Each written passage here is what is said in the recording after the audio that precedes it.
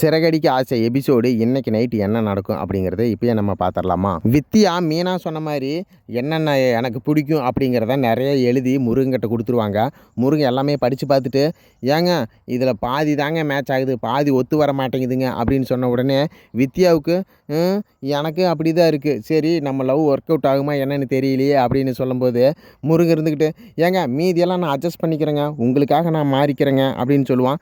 எனக்காக நீங்கள் ஏங்க மாறணும் அப்படின்னு உடனே, இல்லைங்க உங்களுக்கு பிடிச்ச மாதிரி தானே நான் நடந்துக்கணும், இப்போ தாங்க உங்களை பற்றி எனக்கு தெரியுது, நான் எல்லாமே மாறிக்கிறேன் அப்படின்னு உடனே, சரி சரி இருங்க நான் கேட்டு சொல்கிறேன் அப்படிமா.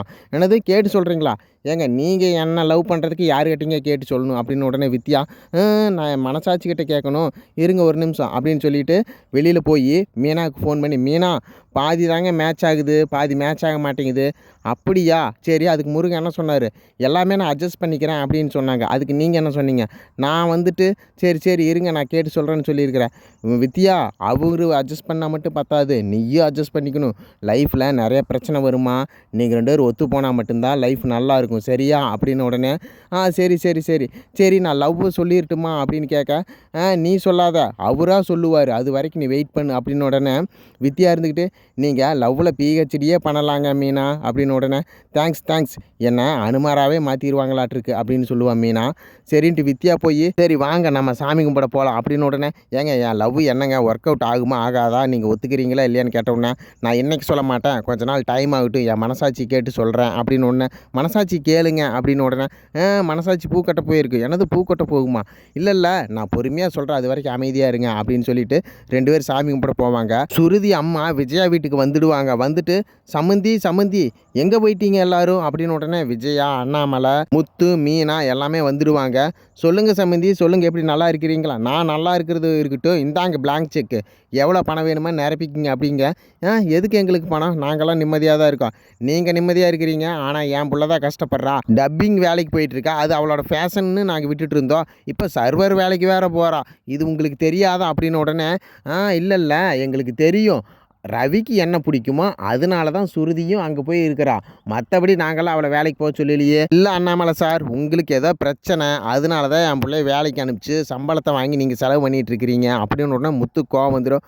உங்கள் பணமெல்லாம் எங்களுக்கு தேவையில்லைங்க, என்ன நீங்கள் எங்கள் அப்பாவை இப்படி பேசுகிறீங்க, நாங்கள் சம்பாரித்து கொடுக்குறதுல எங்கள் அப்பா வாழ்ந்துட்டுருக்கிறாரு, இது வரைக்கும் மருமகிட்ட ₹1 கூட கேட்டது கிடையாது, அவரை பார்த்து நீங்கள் சொல்கிறீங்களா, முதல்ல வீட்டு விட்டு வெளியில் போங்க அப்படிங்க.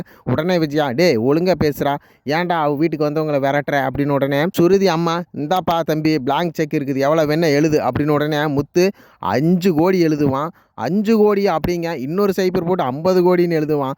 ஐயோ இவ்வளோ பணம் எழுதுறானே அப்படின்ட்டு உடனே இவ டென்ஷன் ஆகிடுவா. சுருதி அவங்க அம்மாட்ட கிட்ட வந்து பிளாங்க் செக்கை கிழிச்சு போட்டுட்டு, இங்கே பாருங்க பணமெல்லாம் எங்கள் அப்பாவுக்கும் தேவையில்லை, எங்களுக்கும் தேவையில்லை, எங்கள் குடும்பத்தை அசிங்கப்படுத்துறீங்களா, சுருதியும் ரவியும் ஒன்றா இருக்கணும்னு நினைக்கிறாங்க, அதனால தான் 2 பேரும் ஒரே பக்கம் வேலைக்கு போகிறாங்க, அதை விட்டுட்டு நீங்கள் தான் வேலைக்கு போக சொன்னீங்க அப்படின்லாம் எங்களை குறை சொல்லாதீங்க, நீங்கள் சொல்லி பாருங்கள், ஏன் நீ உங்கள் பொண்ணு தானே, நீங்கள் போய் சொல்லுங்கள் வேலைக்கு போக வேண்டான்னு.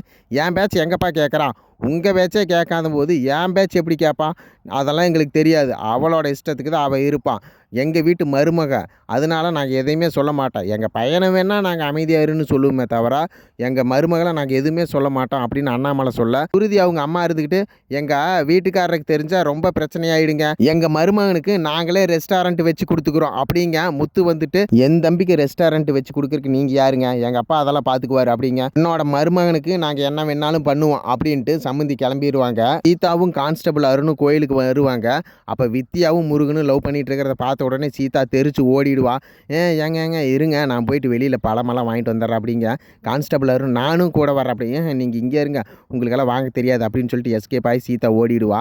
அங்கே முருகன் வந்து கான்ஸ்டபிள் அருணை பார்த்து, சார் உங்கள் லவ் எப்படி சார் போகுது, என் லவ் என்னமோ சொல்லிட்டேன், இன்னும் அவங்க தான் பதில் சொல்லணும் அப்படின்னு உடனே, தம்பி உன்னோட லவ் எப்படா போகுது அப்படிங்க, நான் இன்னும் சொல்லவே இல்லை சார் அப்படிங்க. பயப்படாத தைரியமாக நீ போய் அவகிட்ட சொல்லு, அவள் ஏற்றுக்குவா அப்படிங்க. முருகன் நேராக போய் வித்தியாகிட்ட, ஐம்மா, வித்தியா இருந்துக்கிட்டு, எதுக்கு ஐங்கிறீங்க அப்படிங்க, இல்லை ஐயப்பனை வேண்டுனேன் அப்படிமா. வித்தியாட்ட லவ்வை சொல்கிறதுக்காக போவான். அப்படியே இன்றைக்கி இந்த நாடகம் இன்றைக்கி முடியுங்க. நாளைக்கு நைட்டு என்ன நடக்கும் அப்படிங்கிறது அடுத்த நாள் காலையிலேயே நம்ம சேனலில் வந்துருங்க. நம்ம வீடியோ பிடிச்சிருந்துன்னா லைக் பண்ணி சப்ஸ்கிரைப் பண்ணிக்கங்க. நன்றி, வணக்கம்.